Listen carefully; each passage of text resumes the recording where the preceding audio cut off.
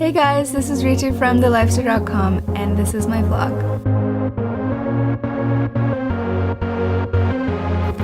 Today I'm going to talk about how to deal with inspiration overload. So you are inspired, you've gotten some great ideas, maybe these ideas came from inside, maybe in a dream or when you were super relaxed, maybe in the shower, maybe in a yoga class, or maybe it came from the outside. You saw a piece of art that really inspired you, you saw a photograph or someone's photography that really inspired you, or you saw someone's blog that really inspired you to get started and do that thing for yourself as well. And you've got a million ideas in your head and they're all really good ideas because they're inspired ideas. That means they came from, inspired means in spirit. So they came from spirit, they came from a higher ground, and they're detailed, and you've actually have the step by step of each idea in your head. The only problem is that there's 1,000 of them and you're completely overwhelmed. I am in that place right now, and that's why I'm talking about how to deal with inspiration overload. So the first step to deal with inspiration overload is to get out of your head. Get out of your head meaning get all those ideas out of your head. Write it down. Just dump it out. Even though these ideas are great, they're better out than in. Once you have all the ideas out of your head, you'll just feel calmer and you'll be able to make sense with your ideas, and you'll know what to do next. Step 2 is to work backwards. Now that all of your ideas are out on paper, you can look at it and you can see for yourself which idea is going to take the longest to implement. What idea is the biggest that's going to take a couple of months' work in order to get there, in order to get to a place where it can come true. It's not just an idea anymore, it's going to be a reality. So take the biggest one and put that as a milestone.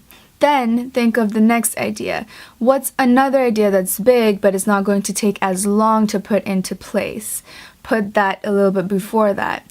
Using this technique, work through all of your ideas till you come to the most simplest one, the easiest one, the quickest one that you can just do very easily, and then put that in the most immediate spot. Now you have a timeline of all of your ideas and you put them in order so that they actually can work up and build on each other till your big idea, your big dream can become true. On a side note, the thing with ideas is that if they are inspired, they are not random, they're not scattered. They probably are in your head. They've been put there because they all are going to build up towards something. All of your ideas are going to build up towards making you aligned with the one thing that you're supposed to be doing. You'll find that as you work through each of your ideas, you're building momentum, you're building one on top of another till you've gotten yourself capable of dealing with that big idea and making it come true.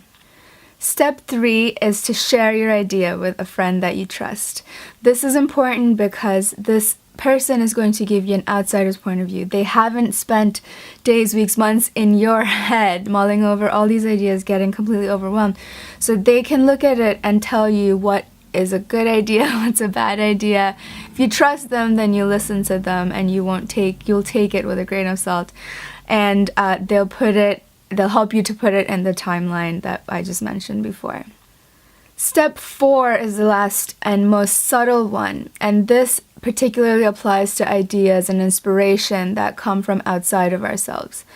By this I mean, for example, if you're a blogger like me, you've been browsing and you see someone's blog that is absolutely beautifully designed and the photos are crisp HD quality, the words just are beautifully written, and suddenly you're inspired. You want to do that for yourself. You want to suddenly be that person. You want to have that blog.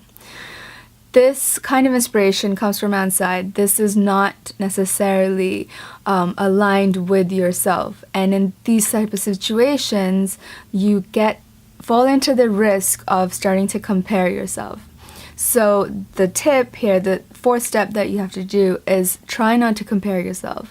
Because as you compare, you fall into a sort of a copycat behavior. That's not going to help you make your dreams come true easily. So that's all of my tips for today for dealing with inspiration overload. I am there right now, so just doing this vlog was very therapeutic for me.